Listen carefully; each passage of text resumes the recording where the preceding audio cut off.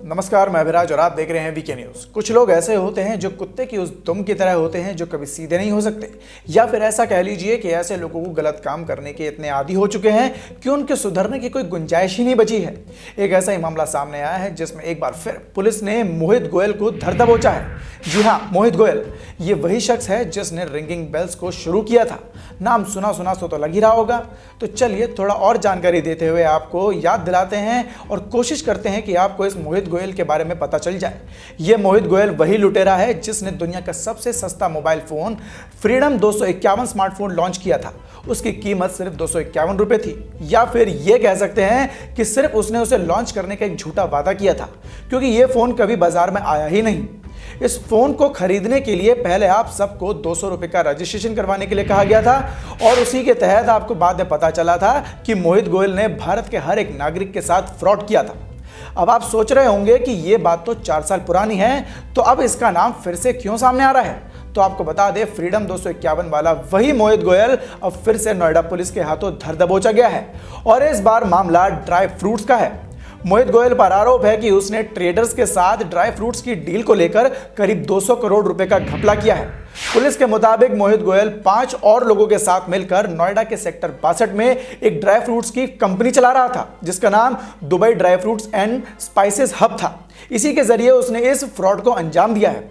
अब आपको बताते हैं कि इस बार इस लुटेरे मोहित गोयल ने इतना बड़ा फ्रॉड किया कैसे। मामले की जानकारी देते हुए पुलिस ने बताया कि शुरुआत में ये लोग देश के तमाम हिस्सों से ट्रेडर से ड्राई फ्रूट को बाजार से ऊंचे दामों पर खरीदते और समय पर उनका भुगतान करके उन्हें भरोसा जीतते थे। उसके बाद ये बड़ा ऑर्डर देने लगे और 40% भुगतान नेट बैंकिंग के जरिए एडवांस में करते थे और कहते थे कि बाकी का भुगतान चेक के जरिए किया जाएगा। जब बैंक में चेक पहुंचता था तो बाउंस हो जाता था। इस तरह से ये लोग ट्रेडर से ड्राई फ्रूट्स का पूरा ऑर्डर ले तो लेते थे, लेकिन उन्हें पूरा भुगतान नहीं करते थे। इसके बाद ये लोग उस ड्राई फ्रूट को बाजार में बेचकर 2 गुना पैसा कमाते थे। नोएडा पुलिस ने उस कंपनी के खिलाफ तब एक्शन लिया जब उनके पास ट्रेडर्स की तरफ से फ्रॉड की 40 शिकायतें दर्ज हुई। बता दें कि शिकायत देश के कोने कोने से, यानी कि यूपी, दिल्ली, पंजाब, हरियाणा, राजस्थान, पश्चिम बंगाल, आंध्र प्रदेश और कुछ अन्य राज्यों के ट्रेडर्स ने की थी। पुलिस ने बताया कि रविवार यानी 10 जनवरी को मोहित गोयल और उसके साथी ओम प्रकाश जांगेत को गिरफ्तार कर लिया गया है। इसके अलावा एक ऑडी समेत 2 कारें और 60 किलो ड्राई फ्रूट और कुछ दस्तावेज भी जब्त किए गए हैं। बाकी के लोग अभी फरार चल रहे हैं। पुलिस उनकी तलाश में जुटी है। दरअसल मोहित गोयल का ऐसे फ्रॉडों का पहली बार पाला नहीं पड़ा है। इससे पहले 2017 में रिंगिंग बेल फ्रॉड में गिरफ्तार किया गया था। रिंगिंग बेल्स फ्रॉड में गिरफ्तार होने के बाद जैसे तैसे मोहित गोयल जेल से बाहर निकला और फिर मास्टर फ्रीडम कंपनी से एक नई फर्म शुरू की और 2399 रुपए में मोबाइल और 9900 रुपए में एलईडी टीवी बेचना शुरू किया। यह बिजनेस भी धोखाधड़ी वाला साबित हुआ और मोहित गोयल के खिलाफ नोएडा, गाजियाबाद, जालंधर, पानीपत, गोरखपुर और हल्द्वानी में एफआईआर दर्ज की गई। सिर्फ इतना ही नहीं, साल 2018 में मोहित गोयल और मनोज कादियानी के एक कंपनी शुरू की जिसका नाम family of dry fruits India private limited रखा गया। इसके खिलाफ भी बरेली में कुछ मामले दर्ज हुए।